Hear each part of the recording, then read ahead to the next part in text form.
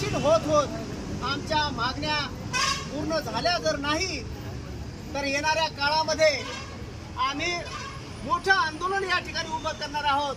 आणि हा जो बायपास चालू आहे, हा बायपास या ठिकाणी इथे एवढी गर्दी होईल की हा बायपास बंद पडेल आणि त्यावेळेस कलेक्टरला खाली उतरून या ठिकाणी निवेदन स्वीकारावं लागेल आणि आमच्या मागण्या मान्य कराव्या लागतील. अशी परिस्थिती निर्माण झाल्याशिवाय राहणार नाही.